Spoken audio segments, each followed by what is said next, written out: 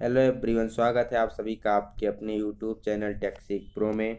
जैसा कि हम डिस्कस कर रहे थे ISRO previous year question paper को, तो आज के इस सीरीज में हमने पेपर लिया है विक्रम साराभाई स्पेस सेंटर, जिसकी एग्जामिनेशन डेट है 10/12/2017। टोटल ये 2 घंटे का पेपर था। 80 क्वेश्चन इस पूरे पेपर में है। एक क्वेश्चन 4 मार्क का, 320 मार्क का ये पेपर है। जो ये हम डिस्कस कर रहे हैं सीरीज, ये टर्नर फिटर मशीनिस्ट के लिए आगामी जो भी इसरो के एग्जामिनेशन होने वाले हैं उसके लिए बहुत ही मोस्ट इम्पॉर्टेंट है।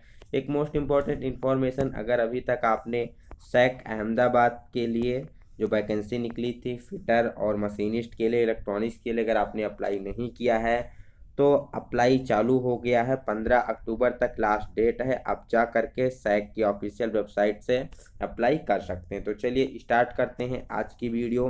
सबसे पहला क्वेश्चन क्या पूछा गया है, एक फाइल में बिना दांते के विस्तृत भाग को कहते हैं। The portion of the broad part without teeth in a file is known as.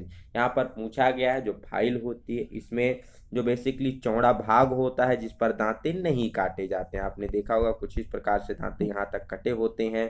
तो यहाँ पर जो ब्लैंक भाग होता है जहाँ पर दांते नहीं कटे होते हैं, इस चौड़े भाग को किस नाम से जाना जाता है। ऑप्शन दिया गया है टिप, टैंक, कोर या फिर हील। तो क्लियर होना चाहिए कि फाइल का वो कौन सा भाग होता है चौड़ा वाला जिस पर दांते नहीं कटे होते हैं, तो होता है हील। हील की परिभाषा ही दी जाती है the portion of broad part without teeth. File का वो चौड़ा भाग जिस पर दांते नहीं कटे होते हैं उसी को क्या कहते हैं, हम हील के नाम से जानते हैं। मान लीजिए आपकी कोई फाइल है, तो यहाँ पर ये जो आपका पूरा हो गया, यहाँ पर तो दांते कटे होते हैं, तो ये पोर्शन यहाँ पर लेफ्ट बच जाता है, इसी को क्या कहते हैं, हम हील के नाम से जानते हैं। ठीक, चलते हैं नेक्स्ट क्वेश्चन की तरफ। यहाँ से कई बार पूछा जाता है कि फाइल के एज पर किस प्रकार के दांते कटे होते हैं। तो जनरली फाइल के एज पर सिंगल कट दांते काटे जाते हैं, और सेफ एज फाइल के एक एज पे दांते नहीं कटे होते। इसीलिए उसका प्रयोग समकोण पर फिनिश पार्ट को फाइलिंग करने के लिए प्रयोग किया जाता है। ठीक, टैंक से क्वेश्चन पूछा जाता है कि फाइल का वो कौन सा पार्ट होता है जिसको हम हार्ड और टेम्पर नहीं करते, तो होता है टैंक। हार्ड और टेम्पर क्यों नहीं किया जाता है, क्योंकि जो हम टैंक को हैंडल में फिट कर रहे होते हैं, अगर वो हार्ड और टेम्पर होगा तो क्या होगा, फिट करते समय टूट जाएगा। फाइल की लेंथ कहाँ से कहाँ तक ली जाती है, तो टिप से लेकर के हील तक के बीच की जो दूरी होती है वो बेसिकली फाइल की लेंथ ली जाती है। Second question, single cut file में दांत केंद्र लाइन के बीच का कोण होता है। The angle between the teeth and the centre line in single cut file. जो हमारी सिंगल कट फाइल होती है उसमें फाइल की सेंटर लाइन और जो टीथ होता है उसके बीच का एंगल कितना होता है, बेसिकली यही इस क्वेश्चन में पूछा गया है। ऑप्शन 30 डिग्री, 60 डिग्री, 90 डिग्री या फिर 70 डिग्री। तो कट के अनुसार, जैसा कि आपको पता है, हमारी फाइलें बेसिकली 4 प्रकार की होती हैं। सबसे पहले होती है सिंगल कट फाइल, नेक्स्ट दूसरी होती है डबल कट फाइल, तीसरी होती है रैस्प कट फाइल, और फोर्थ नंबर की होती है कर्व कट फाइल। तो जो सिंगल कट फाइल होती है, सिंगल कट फाइल क्या होता है, इसमें केवल एक ही रो होती है तीत की, मतलब दांते केवल एक ही डायरेक्शन में कटे होते हैं, और वो सेंटर लाइन से कितने डिग्री पर कटे होते हैं, 60 डिग्री पर कटे होते हैं। मान लीजिए आपकी कोई फाइल है, ठीक, अब ये जो दांते कटे हुए हैं अगर इनका हम एंगल निकालें कि यहाँ से इनका एंगल ये कितना होता है, तो बेसिकली कितना होता है, 60 डिग्री एंगल होता है। ठीक, जो सिंगल कट फाइल होती है उसमें दांते एक्सिस से कितने डिग्री पर कटे होते हैं, 60 डिग्री पर कटे होते हैं। यहीं पर पूछा जाता है डबल कट फाइल के बारे में कि डबल कट फाइल में दांते जो विकर्ण के रूप में कटे होते हैं कितने कितने डिग्री पर होते हैं। तो उसमें 2 प्रकार के दांते होते हैं, एक होता है ओवर कट, ठीक, क्या होता है, एक होता है ओवर कट और एक होता है अप कट। तो आपको क्लियर होना चाहिए, ये भी कई बार एग्जाम में पूछा जाता है। जो ओवर कट दांते होते हैं वो 70 डिग्री पर काटे जाते हैं, और जो अप कट दांते होते हैं 51 डिग्री पर कटे होते हैं। तो किसमें होता है, डबल कट फाइल में होता है, जिसमें जो दांते होते हैं एक दूसरे से विकर्ण के रूप में कटे होते हैं, डायगोनल कटे होते हैं। ठीक, मान लीजिए जैसे कोई फाइल है तो आपका एक इस प्रकार से कटा होगा, फिर एक इस तरीके से कटा होगा, विकर्ण रूप में कटा होगा। तो जो ओवर कट दांते होते हैं, जो पहला कट होता है, फर्स्ट रो होता है तीत का, वो 70 डिग्री पर होता है, और जो दूसरी तीत की रो होती है जिसे हम अप कट कहते हैं वो 51 डिग्री पर काटी जाती है। तो ये आपको क्लियर होना चाहिए। ठीक, चलते हैं next question, third number, rest cut file का आकार कैसा होता है। जैसा कि अभी हमने जाना था रेस्ट कट किस प्रकार की फाइल है, तो अकॉर्डिंग टू कट के अनुसार एक फाइल होती है। तो वही पूछा गया है कि रेस्ट कट फाइल का आकार कैसा होता है। तो रेस्ट कट फाइल का आकार कैसा होता है, हाफ राउंड होता है। अर्धगोलाकार रूप में रेस्ट कट फाइल पाई जाती है। जो इस पे तीत होते हैं वो किस प्रकार से होते हैं, बेसिकली इंडिविजुअल तीत होते हैं, मीन्स अलग अलग कुछ इस प्रकार से शार्प तीत होते हैं। मीन्स इंडिविजुअल पंच की सहायता से ये तीत बनाए जाते हैं। इसका प्रयोग कहाँ किया जाता है, तो इसका प्रयोग वुड हो गया, ठीक, मीन्स जो लकड़ी हो गया, फिर लेदर और जो अदर सॉफ्ट मटेरियल होते हैं प्लास्टिक, इन सब की फाइलिंग के लिए किया जाता है, उपयोग किया जाता है। तो ये भी एग्जाम में पूछा जाता है। वुड, लेदर, प्लास्टिक, अन्य सॉफ्ट मटेरियल की फाइलिंग के लिए कौन से फाइल का प्रयोग किया जाता है, तो वहाँ पर रेस्ट कट फाइल का प्रयोग किया जाता है। इसका शेप कैसा होता है, हाफ राउंड होता है। तीत कैसे होते हैं, तो इंडिविजुअल शार्प पॉइंटेड तीत इस पे कटे होते हैं। नेक्स्ट बात की जाए 4th नंबर क्वेश्चन की, मशीनीकृत या फाइल किए गए सतह की वर्गाकृत की जांच करने के लिए प्रयुक्त यथार्थता उपकरण है। ये precision instrument use for checking squareness of machine और फाइल सरफेस। कोई आपकी सरफेस है जो कि मशीनी की गई है, फाइल की गई है। अब हमें इसकी क्या चेक करनी है, स्क्वायरनेस चेक करनी है। स्क्वायरनेस का मतलब क्या होता है, मान लीजिए कोई स्क्वायर जॉब है। अब यहाँ पर जो ये दो फेस है, जो एडजेसेंट साइड है, ये 90 डिग्री पर है कि नहीं है, मीन्स स्क्वायर है कि नहीं है। तो इसको चेक करने के लिए किस उपकरण का प्रयोग किया जाता है, वही इस क्वेश्चन में पूछा गया है। आपको पता होना चाहिए किसका प्रयोग किया जाता है, ट्राई स्क्वायर का प्रयोग किया जाता है। जब हमें कभी स्क्वायरनेस किसी जॉब की या फिर फ्लैटनेस चेक करनी होती है तो वहाँ पर किसका प्रयोग करते हैं, ट्राई स्क्वायर का प्रयोग करते हैं। चलते हैं नेक्स्ट क्वेश्चन की तरफ। अगर यहाँ से देखा जाए, micrometer, vernier calliper, steel rule, ये सभी किस प्रकार के इंस्ट्रूमेंट होते हैं, तो ये सभी मेजरिंग इंस्ट्रूमेंट होते हैं। जिसमें कि स्टील रूल क्या है, direct measuring, steel rule, vernier calliper, micrometer, ये सभी क्या है, डायरेक्ट मेजरिंग इंस्ट्रूमेंट के अंतर्गत आते हैं। अब स्टील रूल क्या होता है, ये नॉन प्रिसीजन होता है।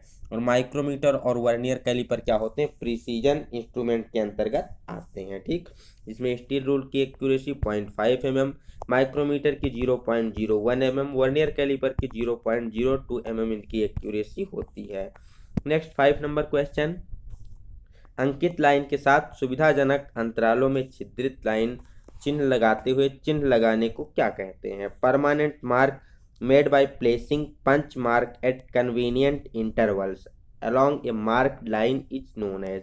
यहाँ पर बेसिकली पूछा गया, जब हम मार्किंग करते हैं तो मार्किंग करने के बाद जब उस रेखा पर क्या करते हैं, पंचिंग करते हैं एक नियमित अंतराल के बाद, तो इन पंच के निशानों को क्या कहा जाता है, तो इन्हें क्या कहा जाता है, विटनेस मार्क, साक्षी चिन्ह के नाम से जाना जाता है। ठीक, किसी भी जॉब पर जब हम क्या करते हैं, पंचिंग करते हैं, जो पंच के निशान होते हैं इसको हम क्या कहते हैं, विटनेस मार्क के नाम से जानते हैं। इसके लिए किस पंच का प्रयोग किया जाता है, तो इसके लिए 60 डिग्री प्रिक पंच या फिर कह सकते हैं डॉट पंच का प्रयोग किया जाता है। ठीक, 30 डिग्री प्रिक पंच का प्रयोग सीट मेटल शॉप में किया जाता है, सीट पर मार्किंग वगैरह करने के लिए, या फिर डिवाइडर के हेड को स्थान देने के लिए 30 डिग्री प्रिक पंच का प्रयोग किया जाता है। 90 डिग्री जो पंच होता है, जिस सेंटर पंच के नाम से जानते हैं, इसका प्रयोग ड्रिलिंग करने से पहले ड्रिल को स्थान देने के लिए प्रयोग किया जाता है। नेक्स्ट, साधारण ड्रिलिंग कार्य के लिए डॉट डॉट डॉट प्रकार के ड्रिल का उपयोग किया जाता है।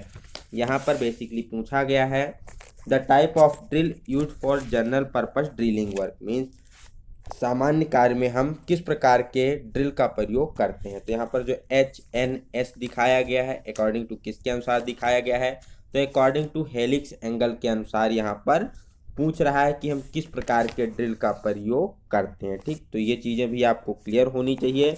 किसके लिए पूछा गया है, जनरल पर्पस, सामान्य कार्य के लिए पूछा गया है।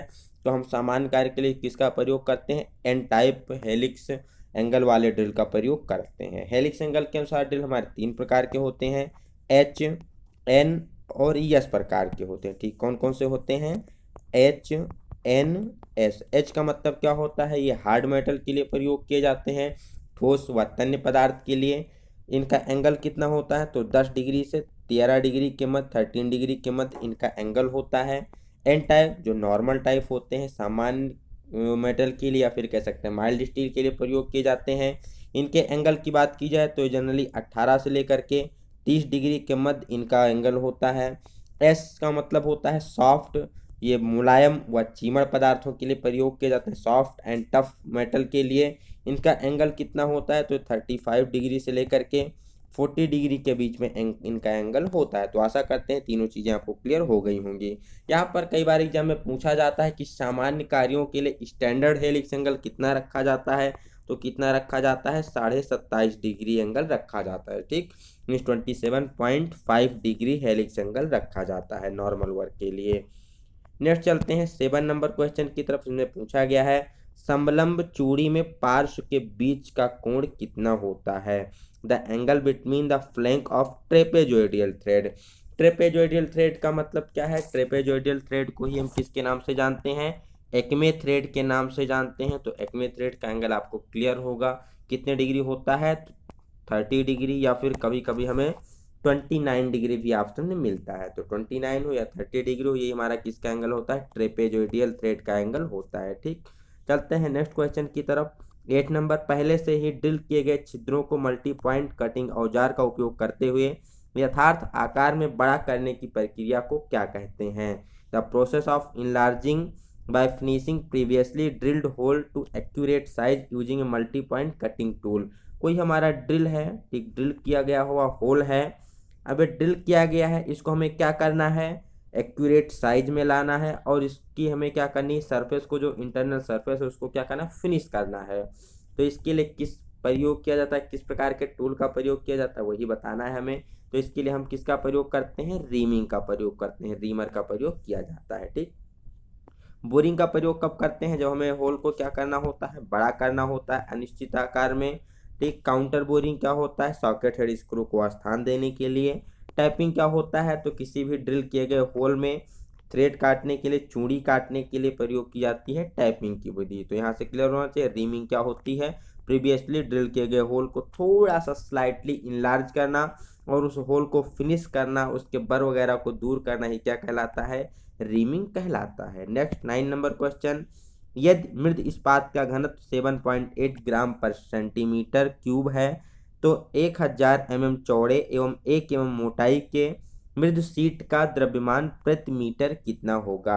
If the density of mild steel is 7.8 gram per centimetre cube, what is the mass per metre of a mild steel sheet of width 1000 mm and thickness is 1 mm। यहाँ पर हमें क्या दिया गया है, यहाँ पर बेसिकली हमें निकालना है, मास निकालना है। तो हमें पता है घनत्व बराबर क्या होता है, द्रव्यमान बटा आयतन होता है। हमें निकालना क्या है, हमें मास निकालना है। तो मास निकालने के लिए घनत्व तो हमें दिया गया है 7.8 दिया गया है। अब इसके लिए हमें वॉल्यूम पता होना चाहिए, तो वॉल्यूम पता नहीं है। तो सीट का अगर वॉल्यूम की बात की जाए तो सीट का वॉल्यूम क्या हो जाएगा, लंबाई गुणे चौड़ाई गुणे ऊंचाई हो जाएगा। ठीक, ये हो जाएगी बेसिकली उसका आयतन। अब यहाँ पर लंबाई कितनी दी गई है, 1 मीटर लंबाई। ठीक, 1 मीटर। अब यहाँ पर घनत्व किस में दिया गया है, सेंटीमीटर में दिया गया है।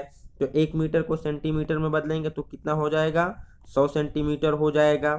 अब इसकी हाइट कितनी दी गई, मीन्स मोटाई कितनी दी गई है, 1 mm दी गई है।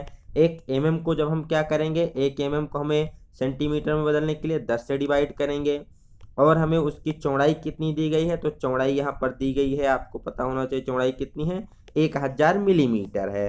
अब इस 1000 मिलीमीटर को जो हम सेंटीमीटर में बदलते हैं तो कितना हो जाता है, 100 सेंटीमीटर हो जाता है। तो यहाँ से एक जीरो कैंसिल हो गया, तो बचा क्या, 10⁻³ मीन्स 1000 सेंटीमीटर क्यूब यहाँ से निकल के आ गया। आपको क्लियर होना चाहिए, एक बार फिर से समझते हैं।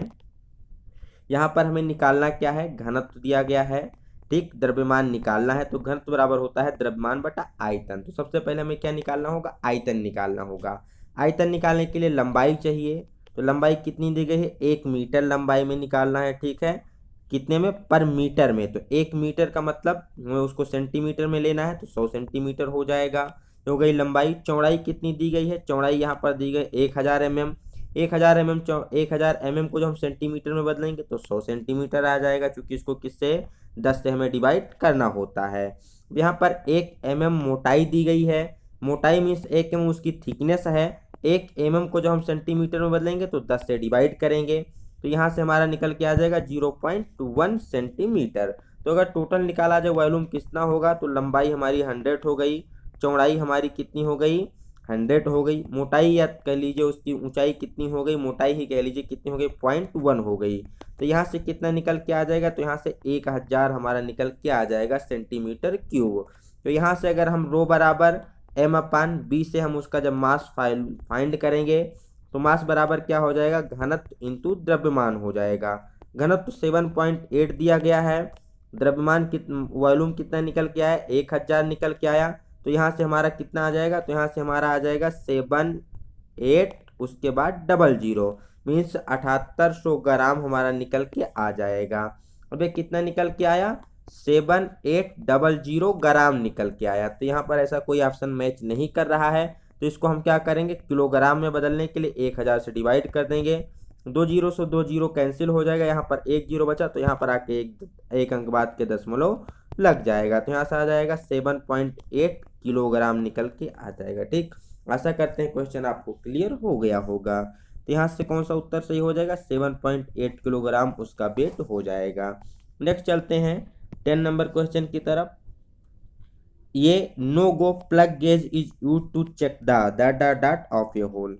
एक छिद्र के किस मीन्स उसके अवयव को जांच करने के लिए नो गो प्लग प्रोमाइपी का प्रयोग किया जाता है। यहाँ पर पूछा गया है, जैसा कि हमारा plug gauge go and no go दो प्रकार का होता है। तो नो गो प्लग गेज का प्रयोग होल की किस लिमिट को चेक करने के लिए प्रयोग करते हैं, लो लिमिट या फिर अपर लिमिट, टॉलरेंस या फिर डेविएशन, किसको चेक करने के लिए प्रयोग किया जाता है। तो आपको क्लियर होना चाहिए। मान लीजिए हमारा कोई होल है, ठीक, अब इसे हमें क्या करना है, किसी स्पेसिफिक साइज में बनाना है। ठीक है, अब हमारे पास दो गेज है, एक है गो गेज, गो प्लग गेज, एक है नो गो प्लग गेज। ठीक, गो प्लग गेज का प्रयोग हम कब करते हैं, पहले गो प्लग गेज को लाएंगे, इसमें हम डालेंगे इस होल में। अगर हमारा गो गेज इसमें नहीं जा रहा है तो इसका मतलब क्या है, हमारा होल क्या है, छोटा है। जितना हमें चाहिए होगा उससे हमारा होल क्या है, छोटा है, इसलिए हमारा गो गेज नहीं जा रहा है। अब अगर गो गेज चला गया तो मतलब क्या है, हमारा होल छोटा नहीं है, मीन्स मतलब लोअर लिमिट से क्या है, थोड़ा ऊपर में है। तो चलिए गो गेज का काम होगा। फिर हम लेते हैं नो गो गेज। अब नो गो गेज को लाकर इस होल में डालते हैं। अगर नो गो गेज भी क्या हो रहा है, इस होल में चला जा रहा है, तो मतलब क्या होगा, ये होल बड़ा हो गया। गो मतलब ये होल में जाना चाहिए, नो गो ये होल में नहीं जाना चाहिए। तो नो गो अगर इसमें चला गया तो होल क्या हो गया, ओवर साइज हो गया है। अब नो गो गेज का मतलब ये इसमें नहीं जाना चाहिए। ठीक, गो हमारा इसमें चला जाना चाहिए और नो गो इसमें हमारा नहीं जाना चाहिए। तो नो गो गेज का प्रयोग किसके लिए किया जाता है, तो अपर लिमिट अपर डेविएशन को चेक करने के लिए प्रयोग किया जाता है। ठीक, फिर से क्लियर करते हैं, ये हमारा कोई होल है, ये हमारा अब गो गेज हम लाते हैं, इसमें डालते हैं। अगर गो गेज चला गया, ठीक, तो होल सही है। अब नो गो गेज इसमें क्या है, नहीं जाना चाहिए, मीन्स गो गेज जाए और नो गेज ना जाए, तो ये होल हमारा सही है। अगर गो गेज चला जा रहा है, ठीक, और नो गो गेज भी चला जा रहा है, तो होल क्या है, अपर लिमिट से ज़्यादा हो गया। ठीक, अगर गो गेज नहीं जा रहा है तो मतलब होल छोटा है, कि गो का साइज छोटा होता है, नो गो का साइज बड़ा होता है। तो आशा करते हैं क्लियर हो गया होगा।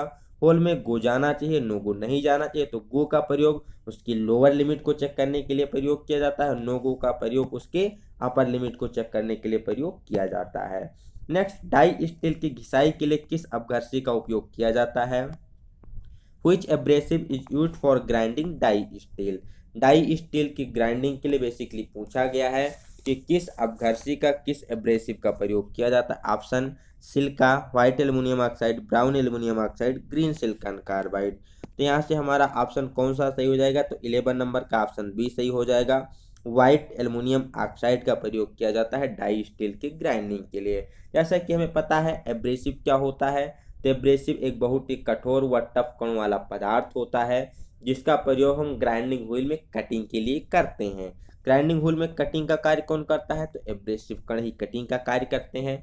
एब्रेसिव दो प्रकार के होते हैं। सबसे पहले आता है हमारा नेचुरल एब्रेसिव, जो प्राकृतिक रूप से पाए जाते हैं। इसके अंतर्गत कौन कौन सा आता है, इसमें आता है कोरंडम हो गया, उसके बाद एमरी हो गया, डायमंड हो गया, ये सब नेचुरल एब्रेसिव के अंतर्गत आते हैं। इनमें थोड़ी अशुद्धियाँ ज़्यादा होती हैं।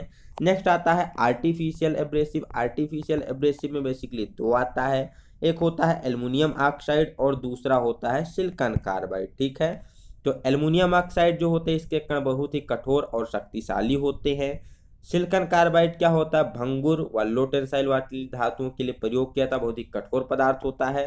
अब यहाँ पर जो हमारा एल्युमिनियम ऑक्साइड का ग्राइंडिंग व्हील है, कण है, इसको दो प्रकार में बांटा जाता है। पहला होता है ब्राउन और दूसरा है व्हाइट एल्युमिनियम ऑक्साइड। तो जो ब्राउन एल्युमिनियम ऑक्साइड वाले एब्रेसिव होते हैं उसका प्रयोग किया जाता है high carbon steel, mild steel या फिर रॉट आयरन की ग्राइंडिंग के लिए प्रयोग किया जाता है।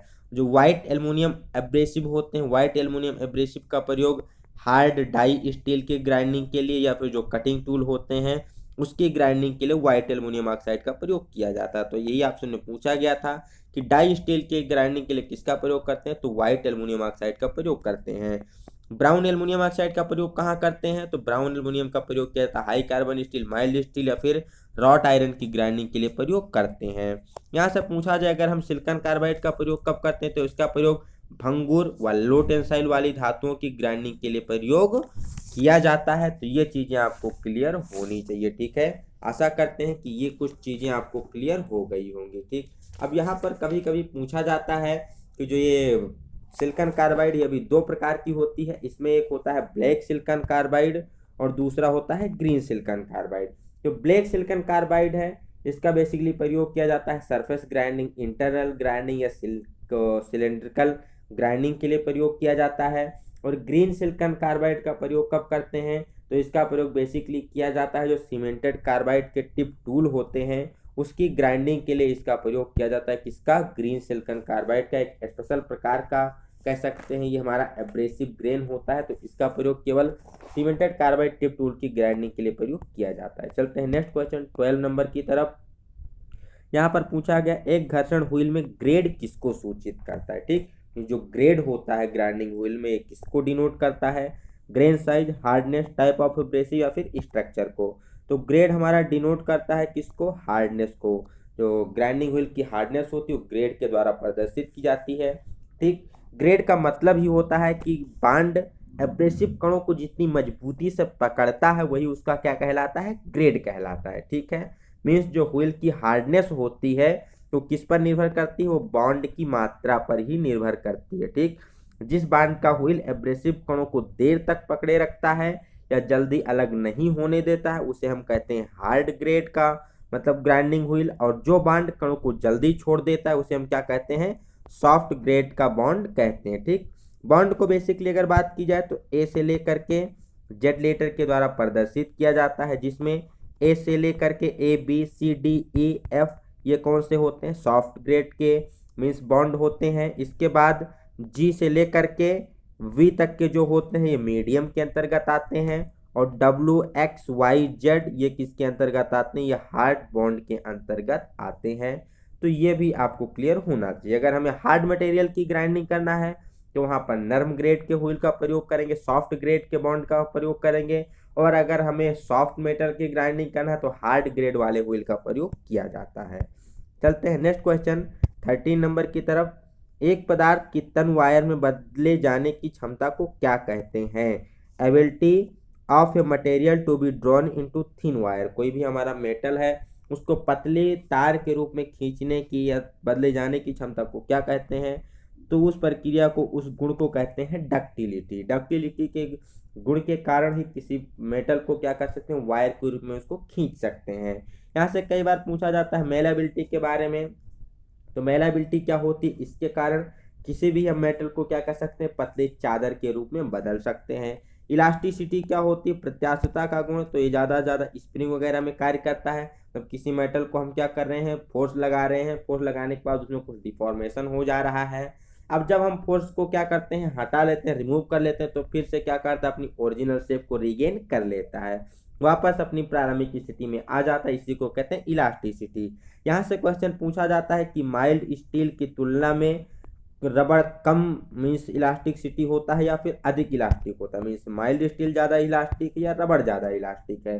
तो बहुत कन्फ्यूजन होता है। माइल्ड स्टील को देखा जाए जब हम इसको फोर्स लगाकर खींचते तो कम ये मतलब वृद्धि होती है, लेकिन रबड़ में वृद्धि ज़्यादा हो जाती है। जब हम इस फोर्स को रिमूव करते हैं तो माइल्ड स्टील अपनी शेप को बहुत जल्दी रिगेन कर लेता है, लेकिन रबड़ को टाइम थोड़ा ज़्यादा लगता है। इसीलिए माइल्ड स्टील हमारा रबड़ की तुलना में ज़्यादा इलास्टिक होता है। चलते हैं नेक्स्ट क्वेश्चन की तरफ 14 नंबर।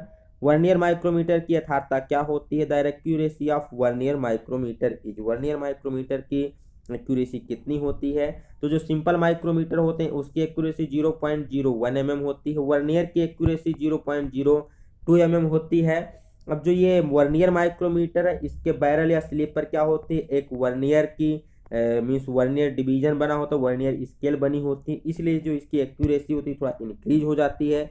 तो इसकी एक्यूरेसी प्लस माइनस 0.001 mm इसकी एक्यूरेसी होती है। तो यहाँ से सी ऑप्शन सही हो जाएगा। चलते हैं नेक्स्ट क्वेश्चन की तरफ। 15 नंबर, ऑक्सीजन सिलेंडर वाल्व में जो सॉकेट होता है, सॉकेट में कौन सी थ्रेड कटी होती है? ऑक्सीजन सिलेंडर वाल्व सॉकेट है, जो ऑक्सीजन सिलेंडर का वाल्व होता है उसमें कौन सी थ्रेड उस सॉकेट में काटी जाती है? तो यहाँ से 15 नंबर का क्लियर होना चाहिए, ऑप्शन बी सही होता है।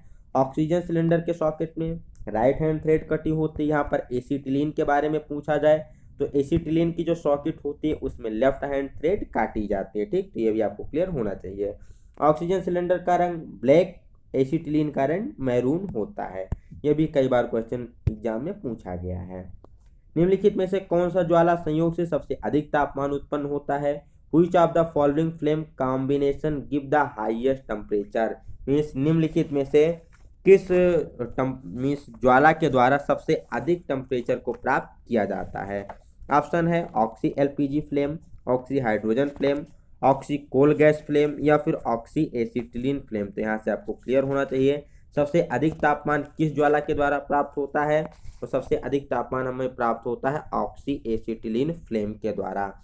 इसके द्वारा लगभग कितना गैस तो कितना तापमान प्राप्त होता है? तो ये 3100 लेकर के 3100 से लेकर के 3300 3300 तक मीन्स 3100 से 3300 तक तापमान ऑक्सी एसिटिलीन फ्लेम के द्वारा प्राप्त होता है। ठीक, अगर बात की जाए ऑक्सी हाइड्रोजन फ्लेम की, इसके द्वारा कितना तापमान प्राप्त होता है?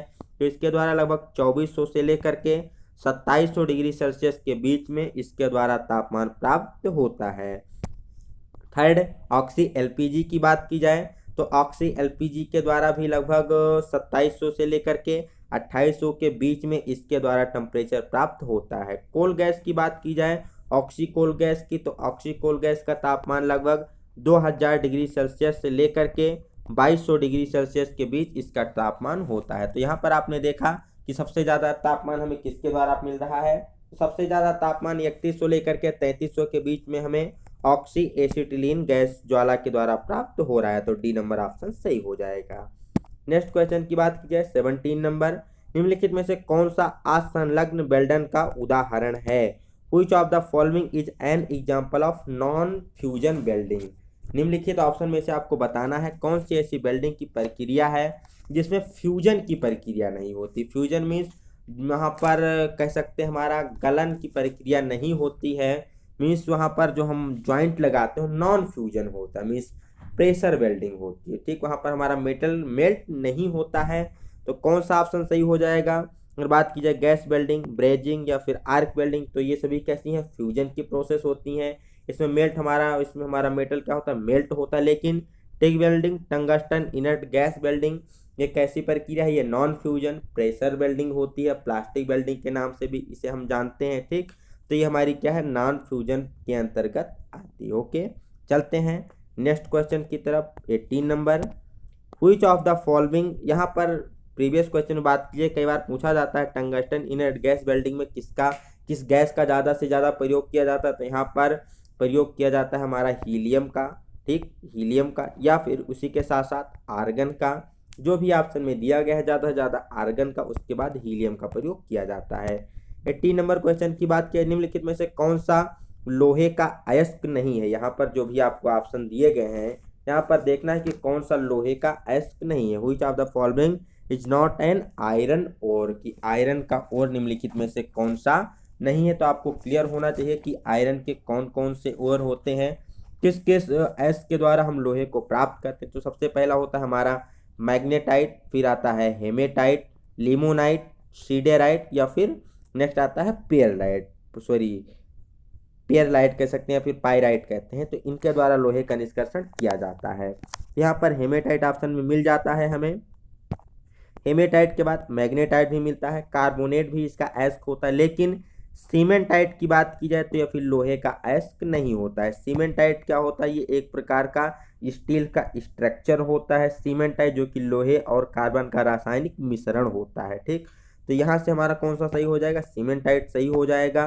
बात की जाए लोहे का निष्कर्षण सबसे अधिक किससे किया जाता है, तो हेमेटाइट के द्वारा किया जाता है, जिसमें आयरन की मात्रा लगभग 70 से लेकर के 72% के करीब इसमें लोहे की मात्रा पाई जाती है। ठीक, तो बेसिकली सीमेंटाइट क्या होता है, ये एक प्रकार का स्ट्रक्चर होता है, किसका मिश्रण होता है, लोहे के आयरन और कार्बन का मिश्रण होता है, इसी को क्या कहते हैं, सीमेंटाइट के नाम से जानते हैं। चलते हैं नेक्स्ट क्वेश्चन की तरफ। 19 नंबर, यहाँ पर क्या पूछा गया है, तो ढलवा लोहे में मौजूद कार्बन की मात्रा कितनी होती है, the carbon content in cast iron in the range of, तो कास्ट आयरन में कितनी कार्बन की मात्रा होती है, लगभग 2 से लेकर के 4% के बीच कास्ट आयरन में कार्बन की मात्रा होती है।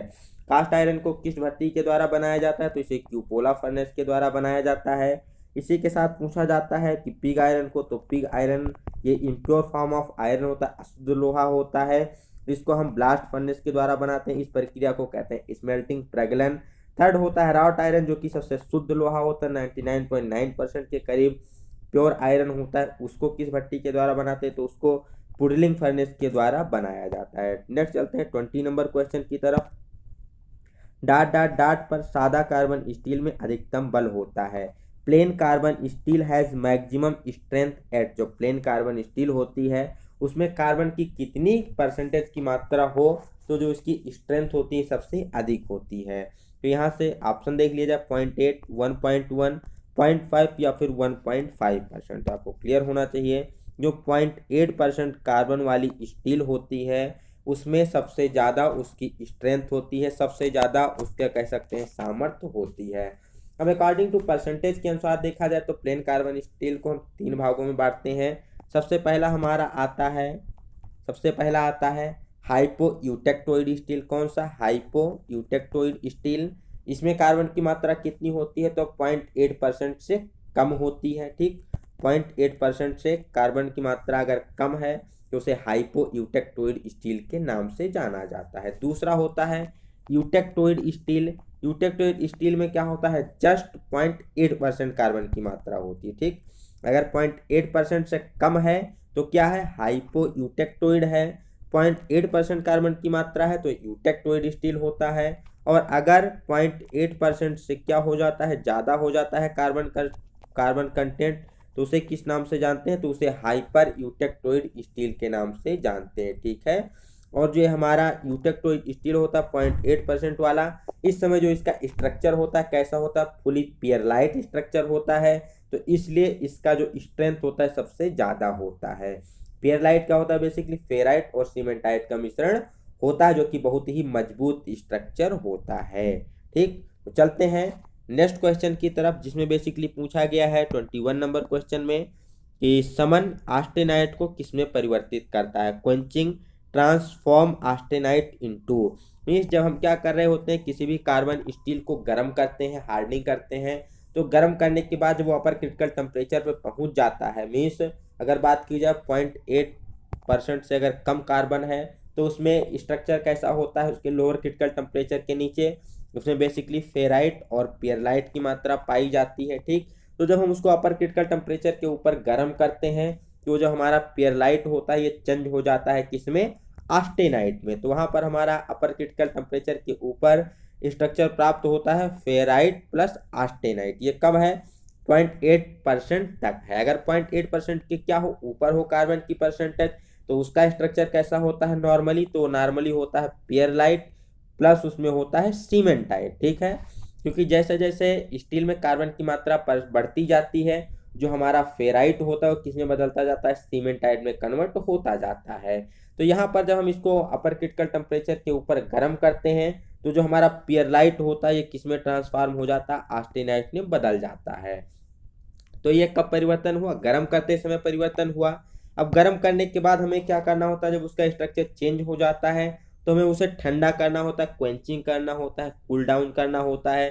तो यहाँ पर जो हमारा आस्टेनाइट स्ट्रक्चर होता है, ठीक है, जो पियरलाइट या फिर कह सकते हैं मीन्स जो पियरलाइट से ऑस्टेनाइट में कन्वर्ट हुआ था, अब ये ऑस्टेनाइट स्ट्रक्चर जब हम ठंडा करते हैं तो फिर से किसमें, पियरलाइट में कन्वर्ट होने की कोशिश करता है। लेकिन क्या कहते हैं, जब इसको हम सडनली कूल डाउन करते हैं, अचानक से इसको हम क्या करते हैं, ऑयल में या फिर पानी में ब्राइन सॉल्यूशन में ठंडा करते हैं, तो ऑस्टेनाइट हमारा किसमें परिवर्तित हो जाता है, मार्टेनसाइट में परिवर्तित हो जाता है। ठीक, क्योंकि मार्टेनसाइट स्ट्रक्चर आयरन व कार्बन का मिश्रण ही होता है। ठीक है, ये बहुत ही स्ट्रांग होता है, इसकी कठोरता बहुत ज़्यादा होती है, लेकिन कठोरता के साथ साथ इसमें जो हार्डनेस होती है, हार्डनेस के साथ साथ ब्रिटलनेस का गुण भी पाया जाता है, जिससे हमारी स्टील क्या होती है, हार्डनिंग के बाद भंगुर हो जाती है। तो भंगुरता को दूर करने के लिए फिर उससे हम क्या करते हैं, टेम्परिंग करते हैं। ठीक, तो टेम्परिंग में हमारा मार्टेनसाइट किस में चेंज होता जाता है, टूरासाइट या फिर सार्बाइट स्ट्रक्चर में चेंज हो जाता है। ठीक, तो यहाँ से क्लियर होना चाहिए कि जब हम ऑस्टेनाइट स्ट्रक्चर को कूल डाउन करते हैं तो ऑस्टेनाइट किस में कन्वर्ट हो जाता है, मार्टेनसाइट में चेंज हो जाता है। चलते हैं 22 नंबर क्वेश्चन की तरफ। फोर्जन में हार्डी का प्रयोग किसके लिए किया जाता है, जो फोर्जिंग प्रक्रिया होती है उसमें हार्डी किस लिए प्रयोग की जाती है, तो 22 नंबर का ऑप्शन ये सही हो जाएगा, कटिंग हैवी हॉट मेटल। कि फोर्जिंग शॉप में हार्डी का प्रयोग किसके लिए किया जाता है, तो जब भी हॉट मेटल होते हैं, गर्म धातुएं होती है, उसकी कटिंग के लिए हार्डी का प्रयोग किया जाता है। बेसिकली एक चीजल ही होती है जिसे हम हार्डी के नाम से जानते हैं। चलते हैं 23 नंबर क्वेश्चन की तरफ। फोर्जा चक्र में एक कार्य को ठीक प्रकार से करने के लिए प्रयुक्त उपकरण कौन सा है, to true your job precisely in फोर्जा चक्र the instrument is used. Basically जब हम फोर्जा चक्र का प्रयोग कर रहे होते हैं तो हमें पता है फोर्जा चक्र को स्वतंत्र चक्र के नाम से भी जानते हैं। इसके चारों जो क्या होते हैं, इंडिपेंडेंटली मूव होते हैं। तो जब हम इसमें कोई जॉब को फिट करते हैं, किसी सिलेंड्रिकल जॉब को फिट करते हैं, तो हमें ये पता नहीं होता है कि ये एग्जैक्टली सेंटर में है या फिर नहीं है। तो इसे सेंटरिंग करने के लिए, इसकी ट्रोइंग करने के लिए, सेंटर में करने के लिए हम क्या करते हैं, ट्रोइंग की प्रक्रिया करते हैं। तो इसके लिए किस इंस्ट्रूमेंट का प्रयोग किया जाता है, तो यहाँ पर magnetic base dial test indicator का प्रयोग किया जाता है। ठीक है, डायल टेस्ट इंडिकेटर का प्रयोग करके हम क्या करते हैं, जॉब की सेंटरिंग करते हैं, उसे सेंटर हाइट में एग्जैक्टली सेट करते हैं। ठीक है, जब हम उसको फिर रनिंग करते हैं तो वहाँ पर प्ले वगैरह नहीं होती है। अगर हम उसकी ट्रिमिंग नहीं करते हैं तो फिर मीन्स उसकी टर्निंग फेसिंग करते समय दिक्कत आती है, वो बेसिकली सेंटरिंग ना होकर इसेंट्रिक के रूप में चलता है और उसका सेंटर सही से फिनिश नहीं हो पाता है।